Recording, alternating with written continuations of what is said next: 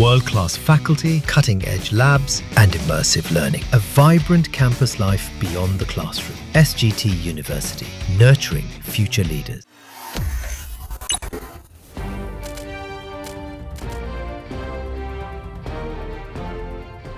नमस्कार, जजमेंट समझिए माला दीक्षित से कार्यक्रम में आपका स्वागत है। आज मैं आपके साथ चर्चा करूंगी वक्फ पर और वक्फ ट्रिब्यूनल के अधिकार क्षेत्र पर। आंध्र प्रदेश हाई कोर्ट ने हाल ही में बहुत महत्वपूर्ण फैसला दिया है, जिसमें वक्फ ट्रिब्यूनल को सीमा बताई गई है, उसको उसकी हदें बताई गई हैं। आंध्र प्रदेश हाई कोर्ट ने फैसले में कहा है कि जिस मामले में सिविल कोर्ट फैसला सुना चुका है कि संपत्ति वक्फ की नहीं है, तो उसके बाद वक्फ ट्रिब्यूनल को उस मामले में सुनवाई करने का अधिकार नहीं है। आज मैं इसी जजमेंट पर चर्चा करूंगी। ये फैसला अहम इसलिए है क्योंकि इसमें साफ तौर पर बता दिया गया है कि वक्फ ट्रिब्यूनल को कब किसी मामले की सुनवाई करने का अधिकार है और कब नहीं है। इस फैसले से यह भी साफ होता है कि कभी भी किसी संपत्ति को वक्फ संपत्ति बताकर वक्फ ट्रिब्यूनल में केस डालकर विवादित संपत्ति नहीं कहा जा सकता। वक्फ बोर्ड के खिलाफ सबसे ज्यादा शिकायत इसी चीज की लेकर के आती है कि वक्फ बोर्ड ने मनमाने ढंग से उसकी संपत्ति को वक्फ संपत्ति घोषित कर दिया है, या जब भी उसको ऊपर आरोप यही लगते हैं कि देखिए इतने साल बाद हमारी संपत्ति को वक्फ संपत्ति में ले लिया है और ट्रिब्यूनल में केस चल रहा है, तो ये शिकायतें सबसे ज्यादा आती हैं। तो मैं आपको यहाँ बता दूं कि 1995 में वक्फ कानून में वक्फ बोर्ड को इस बारे में बहुत विस्तृत अधिकार मिले हुए हैं, जिन्हें वक्फ संशोधन कानून में अब सीमित किया गया है। 1995 का जो कानून है उसमें वक्फ बोर्ड के पास बहुत अधिकार है किसी संपत्ति को वक्फ की संपत्ति घोषित करने का, उसका सर्वे करना और सर्वे करने के बाद वक्फ संपत्ति घोषित कर देना। लेकिन अब जो नया कानून आया है, संशोधन कानून, उसमें इसको थोड़ा सीमित किया गया है और इसीलिए नए वक्फ संशोधन कानून को मुसलमान उसका बहुत कड़ा विरोध कर रहे हैं। हालांकि आज हमारी चर्चा का विषय आंध्र प्रदेश हाई कोर्ट का फैसला है, जिसमें हम जानेंगे कि हाई कोर्ट ने क्या कहा है और उसका क्या मतलब निकलता है। आगे बढ़ने से पहले जान लेते हैं कि हाई कोर्ट में क्या मामला था जिस पर हाई कोर्ट ने ये फैसला सुनाया है। जस्टिस सुब्बा रेड्डी सत्ती ने गत 16 जून को काली मेला किरण कुमार की रिट याचिका स्वीकार करते हुए ये फैसला सुनाया है। काली मेला ने हाई कोर्ट में रिट याचिका दाखिल कर मांग की थी कि वक्फ ट्रिब्यूनल को उसकी संपत्ति के टाइटल यानी मालिकाना हक के बारे में सुनवाई करने से रोका जाए। उसका कहना था कि वो मामला बंद कर दिया जाए क्योंकि उस मामले में 45 साल पहले सिविल कोर्ट उसके हक में फैसला सुना चुकी है और उस फैसले में सिविल कोर्ट ने कहा था कि संपत्ति वक्फ की नहीं है।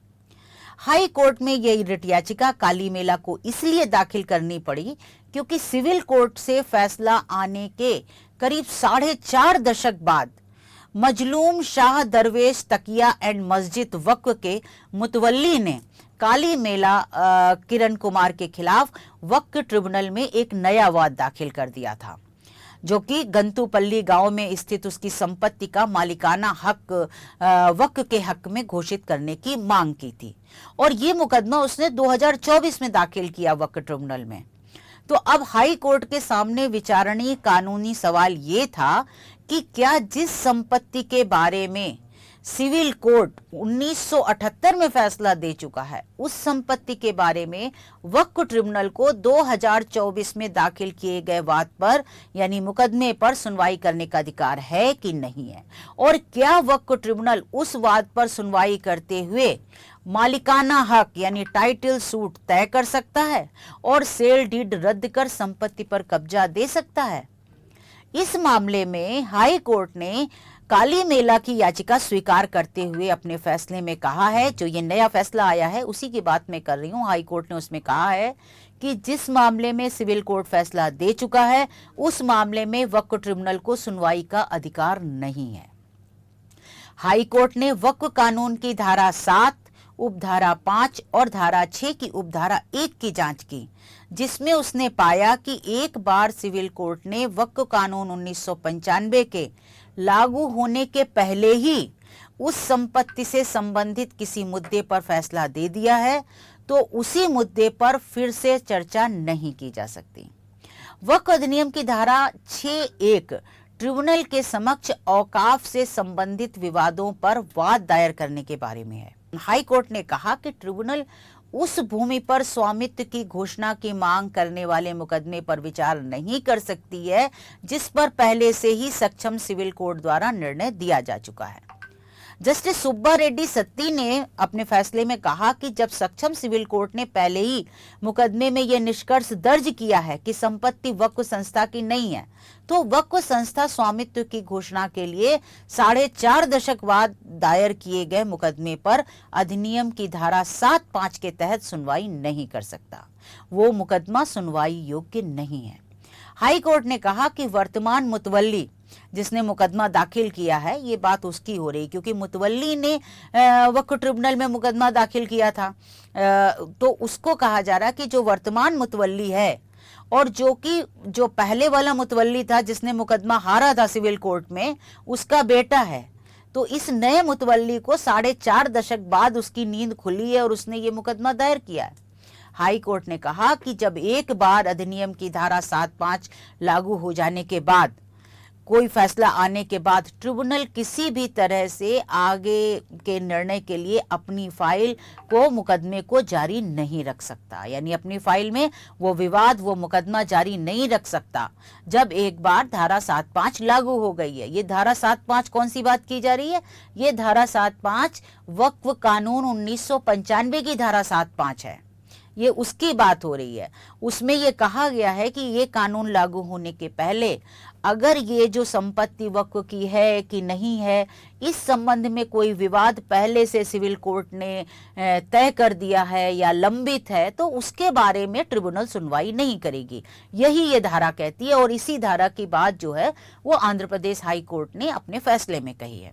तो हाई कोर्ट ने कहा है कि जब ये धारा लागू हो गई तो उसके बाद जो ट्रिब्यूनल है वो अपने यहाँ मुकदमे की फाइल जारी नहीं रख सकती। ट्रिब्यूनल के पास अधिकार क्षेत्र का अभाव है, यानी अधिकार क्षेत्र है ही नहीं।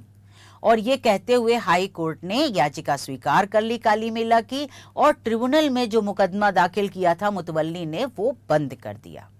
तो इस मामले में जो हाई कोर्ट है उसने अपने एक पहला पूर्व का फैसला है, एक वल्लूरी शिव प्रसाद बनाम जिला रजिस्ट्रार रजिस्ट्रेशन स्टैम्प्स, ये गुंटूर एवं अन्य के मामले का एक पूर्व फैसला है जिस पर रिलाई किया है हाई कोर्ट ने इस फैसले में, यानी उस फैसले पे भरोसा किया है। तो वो फैसला क्या था? उस फैसले में ये माना गया था कि किसी निजी व्यक्ति और वक्फ बोर्ड के बीच किसी मुकदमे में अगर कोई फैसला फाइनल हो गया है तो वह रेस जुडिकेटा के रूप में काम करेगा। तो मैं यहाँ पर बता दूं आपको रेस जुडिकेटा क्या होता है। रेस जुडिकेटा ये होता है कि जब किसी मामले में किसी अदालत का फैसला फाइनल हो जाता है, अंतिम हो जाता है, यानी उसके खिलाफ अपील दलील की जो समय सीमा कानून में तय है वो खत्म हो जाती है, तो वो फैसला फाइनल हो जाता है, तो फिर वो फैसला रेस जुडिकेटा माना जाता है, यानी वो बाध्यकारी हो गया, फिर वो मान्य है, उसके खिलाफ फिर आप कहीं और नहीं जा सकते, दूसरा मुकदमा उस बारे में दाखिल नहीं कर सकते, ये रेस जुडिकेटा कहा जाता है। तो कोर्ट ने कहा कि वो रेस जुडिकेटा के रूप में काम करेगा, यानी उसमें फिर केस दाखिल नहीं होता। हाई कोर्ट ने कहा कि इसलिए वक्फ इंस्टीट्यूशन रजिस्ट्रेशन एक्ट की धारा 22(a) के तहत विवाद रजिस्टर में संपत्ति रखने का अनुरोध नहीं कर सकती।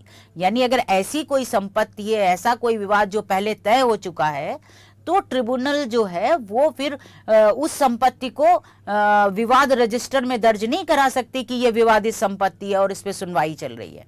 हाई कोर्ट ने यह भी माना कि वक्फ संस्था राज्य का एक इंस्ट्रूमेंटल है, राज्य का ही एक अंग है, राज्य का ही एक साधन है। जो वक्फ संस्था है वो राज्य की ही एक इकाई है, राज्य का ही एक भाग है, एक इंस्ट्रूमेंटल है, और राज्य का ही साधन और इंस्ट्रूमेंटल होने के नाते सिविल कोर्ट द्वारा पास किया गया फैसला ट्रिब्यूनल रद्द नहीं कर सकती। यानी आप यहाँ पर समझ लीजिए कि जब वक्फ संस्था जो है वो भी राज्य के तहत ही बनी है, स्टेट का ही पार्ट है, क्योंकि वो सरकारी वो पूरी वक्फ बोर्ड होता है, उसमें बहुत से मेंबर्स होते हैं, तो जब वो सरकारी है तो फिर वो किसी सिविल कोर्ट के ऑर्डर को कैसे ओवर रूल कर सकती। ये बात हाई कोर्ट ने इस फैसले में कही है।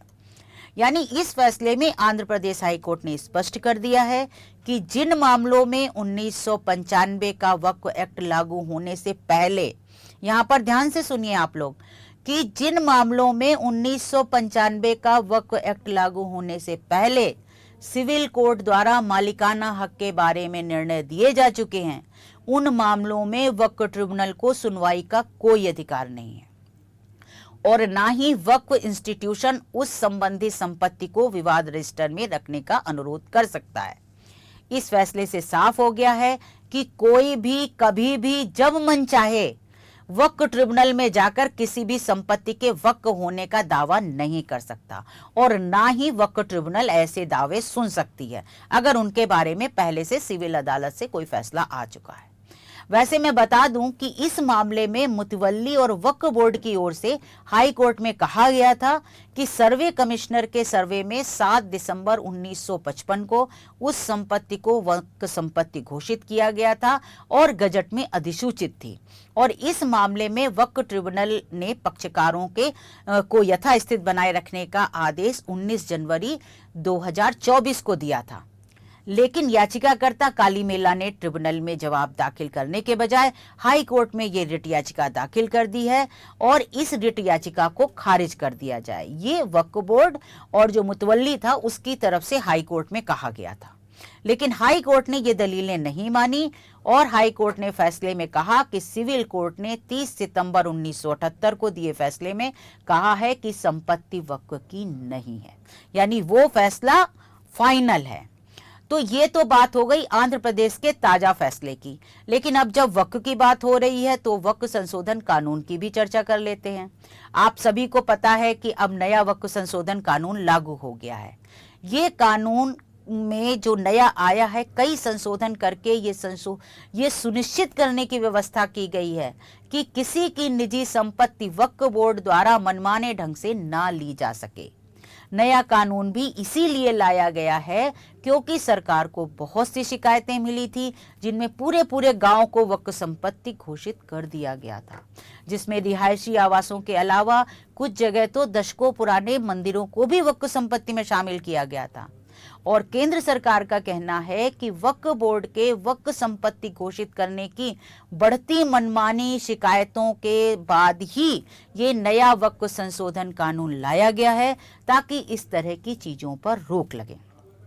हालांकि मुसलमान वक्फ संशोधन कानून का कड़ा विरोध कर रहे हैं और उनका कहना है कि वक्फ संशोधन कानून वक्फ संपत्तियों को हड़पने की साजिश है।